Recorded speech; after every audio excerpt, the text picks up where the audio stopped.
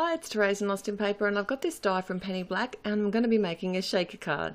I'm starting out by just colouring some scribbly colour. I'm not doing anything fancy here. I'm literally just scratching some colour onto some white cardstock. Just using some Copic colours that are sort of fun pastel-y ice cream colours, and I'll list those at my blog and I'll link that in the description below. And as you can see, I'm not placing the colour all over the card. I didn't want it to look perfectly coloured. So I'm just literally playing. And you can see where I join these two colours together, it does actually create a third colour, which is really pretty, like a purpley colour. So then I noticed that it had a cherry on top.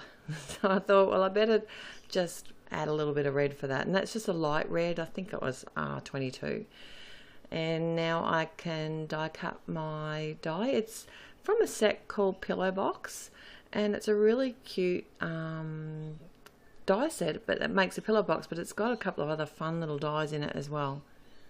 And one of the tricks that I do is use the low-tack tape to remove the bits and pieces out of the back of the die. And isn't that sweet? So now I'm going to die cut this is some white fun foam, and I'm going to just run that through my Big Shot machine. And that actually just pulled apart in one piece and it all stayed together. But not that I want it to stay together, but that's pretty cool. And you can't really see here, but what I'm doing is I've got a piece of acetate and I'm actually drawing around the actual die and this is a permanent marker, just a Sharpie marker. And that's just going to give me a guide of where the acetate needs to be for the front of my shaker. And I know that this die cut is bigger than my finished piece, and what I'm doing is actually cutting inside the black line, and that will still leave a piece of acetate around the edge at the finish, but I think that looks pretty cool. Now I could have done a lot of things here. I was thinking about leaving the happy birthday word in there and making different compartments for shakers and things, but what I decided on doing in the end was just making the whole top of the ice cream the shaker.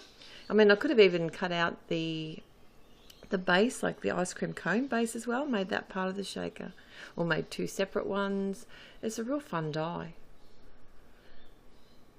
So I'm just fiddling with this. It's pretty easy to do. I'm just cutting away the pieces that are inside the ice cream part, but making sure I don't cut around the actual edge of the die. I know it's fairly thin.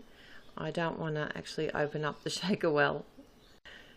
I'm using my quick sticks as a pokey tool just to remove the bits of fun foam from the ice cream cone part of the die.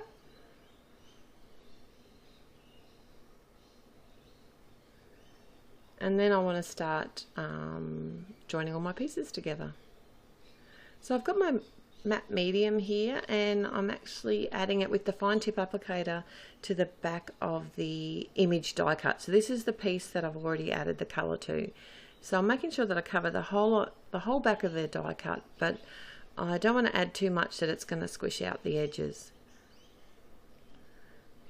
And then I can just use my tweezers to pop that on front of the acetate. I did actually flip my cardstock over because I had a little bit of glue on the back of that and I didn't want to end up with glue on the acetate.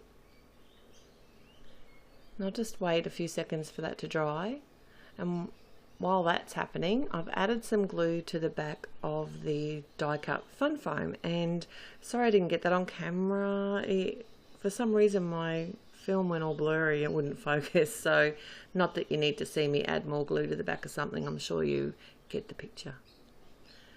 And I'm just making sure, because the die can move a bit, the die cut can move a bit on the cardstock, I'm just making sure it was in the right shape before I put the block on it for it to dry.